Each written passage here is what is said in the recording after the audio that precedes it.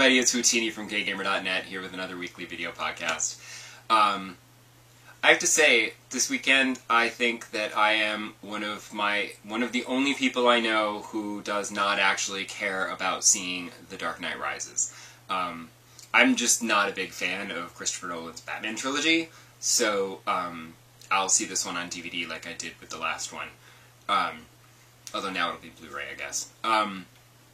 I mean, I did get dragged to see Spider-Man, which I also didn't really care about.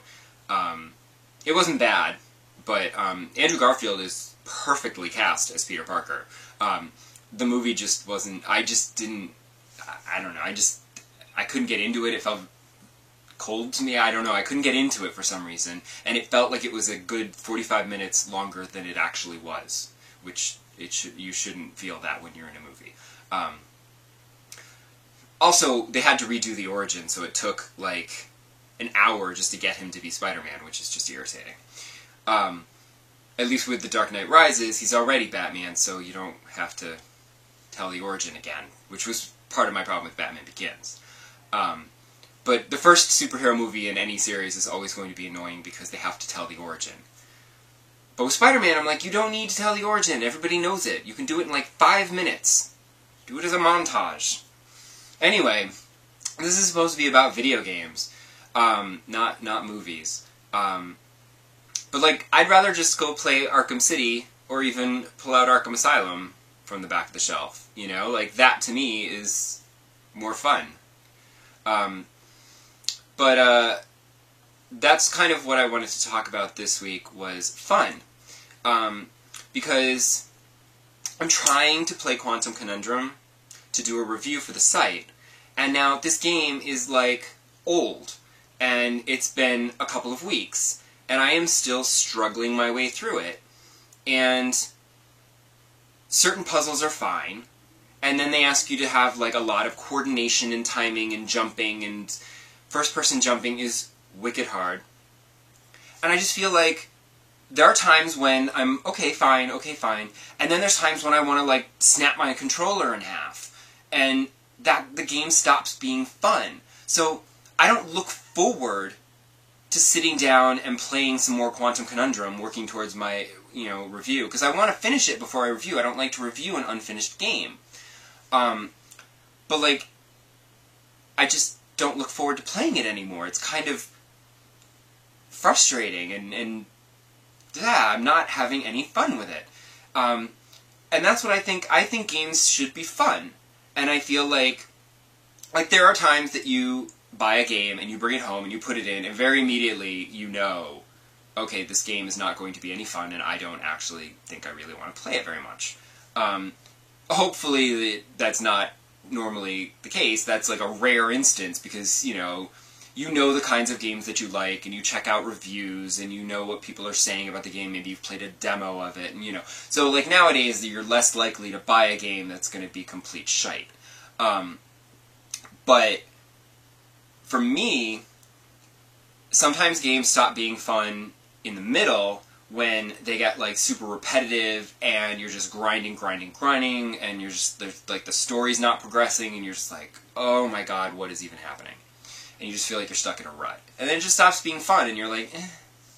And I also find a lot of times sandbox games run the risk of losing me halfway through, because they set up a story and then they let you loose in the world, so you're running around having a grand old time, and you lose track of the story, and then you just sort of, your interest peters out because there's no forward momentum to the story anymore. And you're just like, eh. That usually happens to me with, like, the Elder Scrolls games, because I'll play it and I'm all into it, and then, like, you start doing side quests, and then you're like, wait, what was the main quest again? I don't even know what I'm supposed to be doing. And so you lose that story momentum. And then other times, games for me stop being fun at the very end, when you reach the final boss, and suddenly it is the most ridiculously difficult thing that you're suddenly not... Like, in an RPG, you haven't leveled up enough that you're strong enough to fight it properly. Or, in a regular game, you just don't have the skills and coordination necessary to pull off finishing moves to defeat the boss. who always comes back at least once, if not twice, after you think you've defeated it, because that's the rules, I guess. And I mean, I remember I have never actually finished the first Resident Evil. I remember the first Resident Evil, loving it all the way through, had a great time, got to the final battle, could not beat the boss. And, you know, helicopter drop off the little rocket launcher, I'd be running around in circles trying to fight the rocket launcher, but with those controls, I mean, come on, that was not an easy thing to do. So, and I just got so frustrated that I said, you know what, F it. Like, I got almost to the end, like, I feel like I've gotten my money's worth, I'm good. And I never finished it, I never went back to beat that boss. But, like, I feel like games should be fun, and at the point when a game becomes frustrating or too difficult, I don't want to play it anymore. Because I play games for fun. It's not really my job. I have a real job. I do this in the evenings when I get home for fun. Like, this is like a side gig that I do because I love games. And so I feel like I play games for fun. I don't know if I would want to have a job where my job was to play video games, because could you imagine, like, having to go to work and sit at your desk and play a really bad video game just to review it? That would kill me inside, and it would make me hate video games, and I don't want to do that. I love video games, and I want to keep loving video games. So, I feel like